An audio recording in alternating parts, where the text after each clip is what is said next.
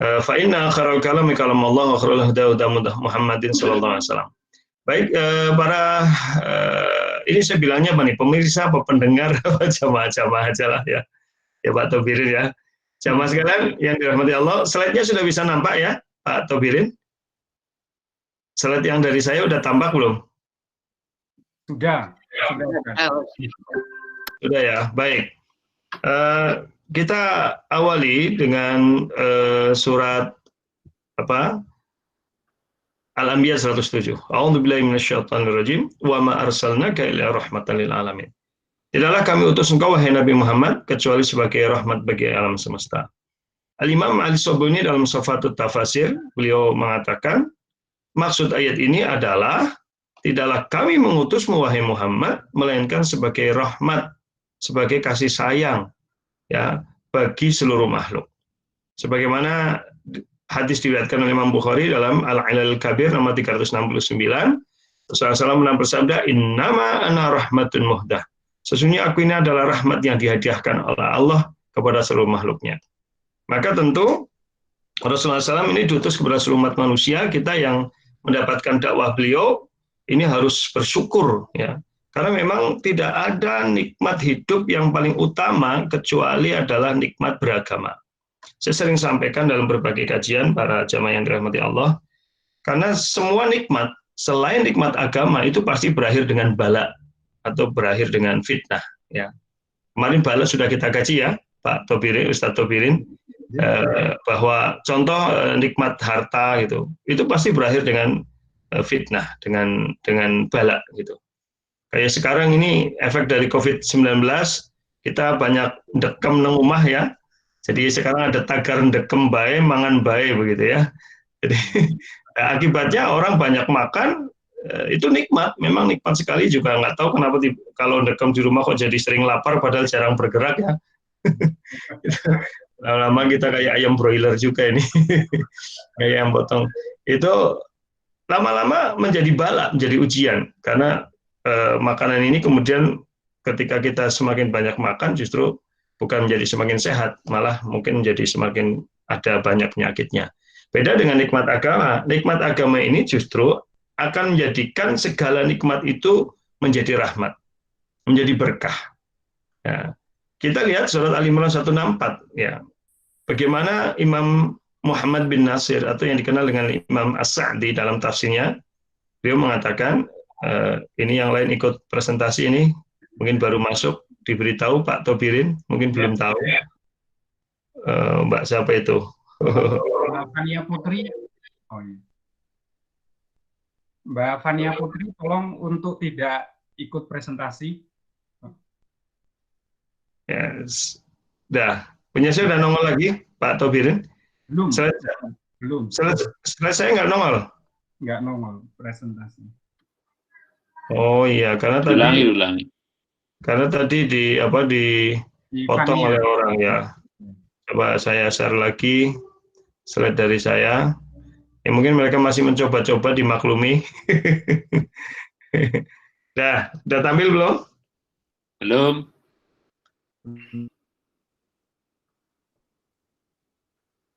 Ya. Udah tampil ya? Ya. Pak Tobirin dan jamaah sekalian, mohon maaf. Saya kemarin ada saran, katanya suara saya terlalu cepat. Kalau sekarang gimana Pak Tobirin? Masih terlalu cepat atau sedang ya? Sudah, Ustaz. Sedang ya. Kita lihat Imam As-Sa'di atau Imam Muhammad bin Nasir yang terkenal dengan Imam As-Sa'di. Beliau ketika menafsirkan surat Al-Imran 164 ini, A'udzubillahi minasyaitonirrajim, laqad mannallahu 'alal mu'minin id ba'atsa fihim rasulan min anfusihim yatlu 'alaihim ayatihi wa yuzakkihim wa yu'allimuhumul kitaba wal hikmah wa in kanu min qablu lafi dhalalim mubin. Ya, saya fokus pada yang saya kasih warna merah ya. Sungguh Allah telah memberi karunia. Manna itu beda dengan a'ta ya. A'ta itu memberi, tapi kalau manna itu artinya memberi sesuatu yang luar biasa. Maka salah satu nama Allah adalah Al-Mannan, Sang Maha Pemberi anugerah atau karunia. Ya, jadi saya di sini diterjemahkan dengan sungguh Allah telah memberikan karunia, artinya anugerah yang luar biasa alal mu'minin, kepada orang-orang yang beriman. Itu apa anugerahnya? Id ba'atsa fihim rasulan min anfusihim. Ketika Allah mengutus pada mereka seorang utusan dari diri mereka sendiri. Jadi hikmah terbesar adalah diutusnya Rasulullah SAW, tapi bukan beliaunya secara khusus, tetapi ajaran yang beliau bawa. Ya, karena beliau sebagai wasilah. Ya.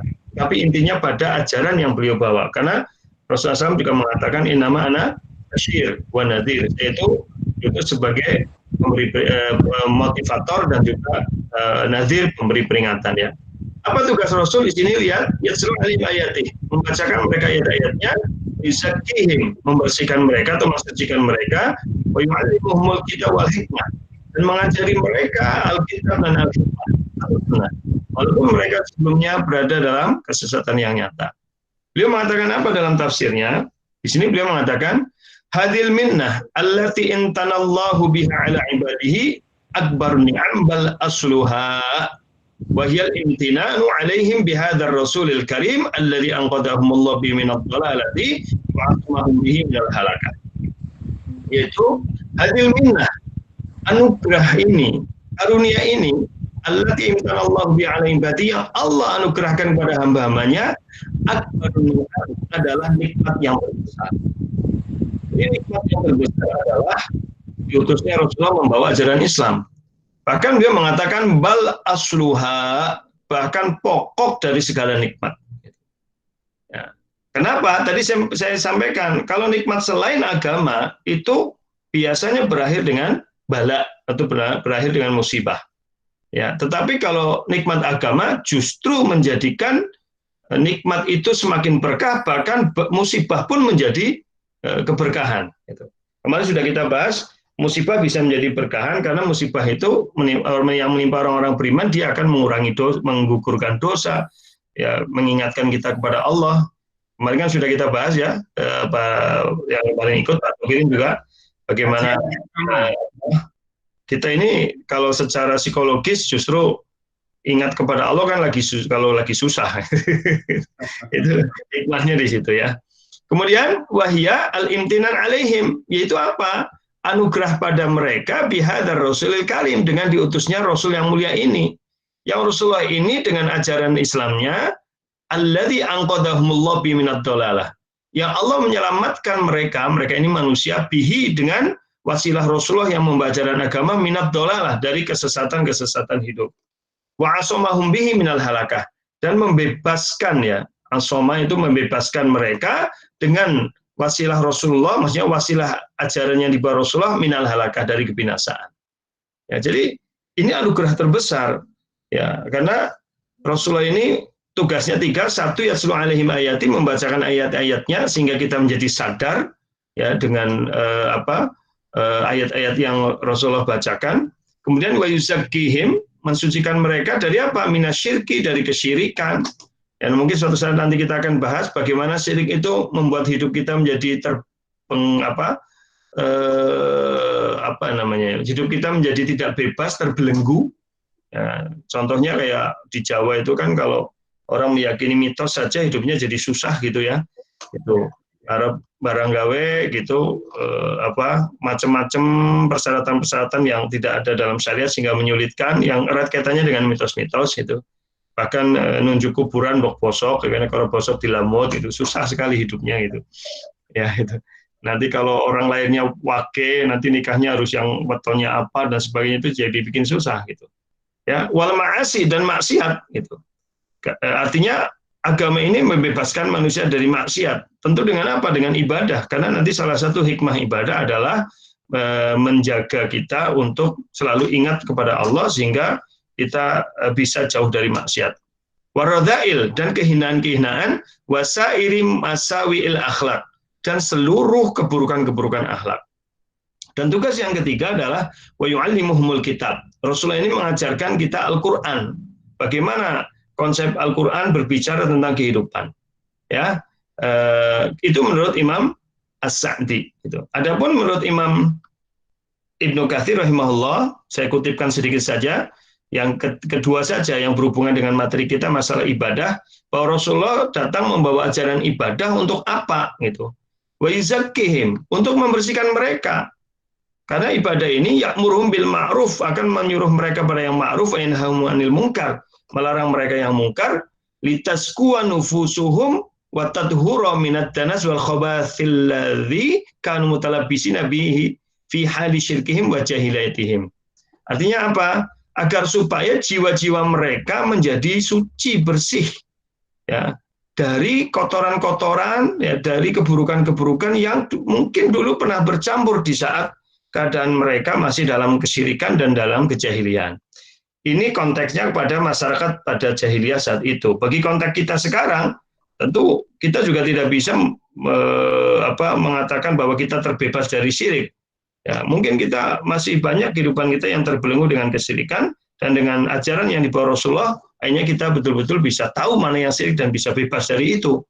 Kemudian jahiliyah modern, ya tentu kita paham, jahiliyah itu tidak terbatas masa yang terikat dengan waktu, tetapi jahiliyah bisa berarti kebiasaan-kebiasaan yang hubungannya dengan kebodohan kita. Karena Rasulullah SAW telah mengatakan nanti ada masalah perkala jahiliyah yang belum hilang, diantaranya adalah berbangga-bangga terhadap nenek moyang, kan gitu ya. Baik, kemudian dari situ kita lihat, ya, intinya yang dibawa Rasul ini kan namanya ad-din, agama, ya. Agama itu ngapain sih, gitu ya? Agama itu fungsinya untuk apa? Kita lihat di sini. Bagaimana definisi agama? Ad-dinu ad-dinul Islam alladzi ja'a bi Muhammadin sallallahu alaihi wasallam wa ma anzalahu Allah fil Qur'an wa ma ja'at bi sunnah sahihah minal awamiri wan nawahi wal irsyadat li salahil ibad dunyahum wa ukhrahum. Lihat ini, terutama yang warna merah ini dan hitam yang terakhir. Bahwa agama Islam kan agama yang dibawa Nabi Muhammad, yang diturunkan Allah di dalam Al-Qur'an, yang tersebut dalam sunnah yang sahih. Isi agama apa? Ada perintah, ya, awamir, ada larangan, ada petunjuk. Nah, tapi semuanya itu untuk kebaikan kita dunia dan akhirat. Jadi Allah memerintahkan sesuatu, awamir itu perintah, ya, melarang sesuatu, memberi petunjuk sesuatu untuk kebahagiaan manusia sendiri dunia dan akhirat. Termasuk nanti puasa Ramadan. Gitu. Ya. Kalau orang pakai logika semata dan hawa nafsu, mungkin akan mengatakan ngapain berlapar-lapar gitu 1 bulan penuh, ya.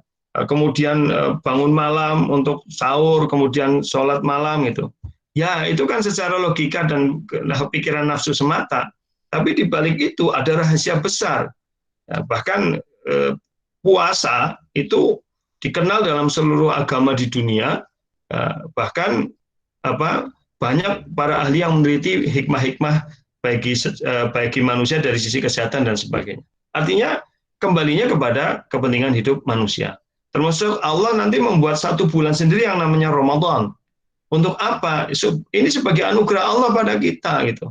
Bahwa Allah membuat sebuah bulan, menjadikan sebuah bulan yang berlimpah keberkahan.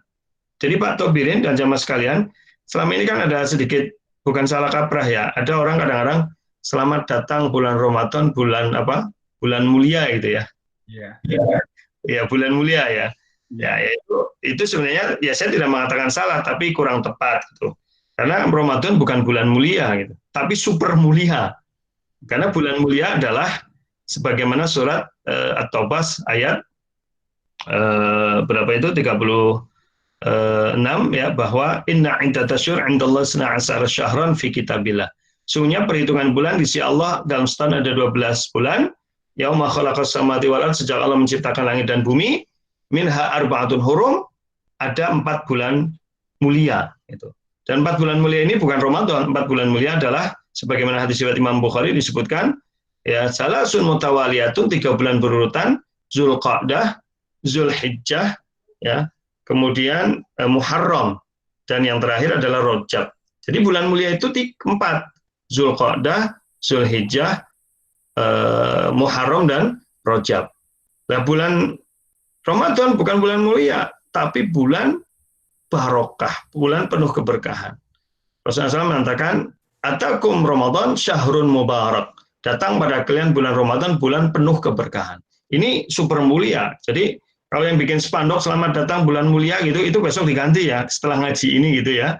Diganti dengan selamat datang bulan Ramadan, bulan penuh keberkahan. Nah, itu makanya tema kajian kali ini kan menggapai atau menyongsong keberkahan Ramadan bagian pertama gitu. Baik, Jadi ini harus kita pahami para pendengar sekalian, para jamaah yang ini sebutnya jamaah online gitu ya, itu bahwa sekali lagi agama ini Allah memerintahkan sesuatu, melarang sesuatu, memberi petunjuk sesuatu untuk siapa? Untuk kebaikan kita. Ini harus kita pahami dulu. Nah, bagaimana kita menghadapi bulan Ramadan? Ini sudah tanggal malam, ini udah masuk 8 Sya'ban. Jadi insya Allah mungkin tinggal 3 pekan lagi ya, kita sudah memasuki bulan Ramadan. Apa yang harus kita lakukan sebagai seorang yang pengen menjadikan iman kita benar-benar baik dan beragama kita benar-benar baik dan ibadah kita benar-benar baik? Ada 9 poin yang pengen saya sampaikan, tapi mungkin ini kita bagi dalam beberapa pertemuan ya Pak Tobirin. Nanti setelah ini kita bisa tanya jawab. Nanti Pak Tobirin mengingatkan saya ketika waktunya sudah habis. Karena kadang-kadang saya kalau udah ngomong suka lupa ya. Ya, minum dulu ya, ngeteh dulu para jamaah, mohon maaf. Ini enaknya kajian online bisa sambil ngeteh dulu ya. Baik, yang pertama,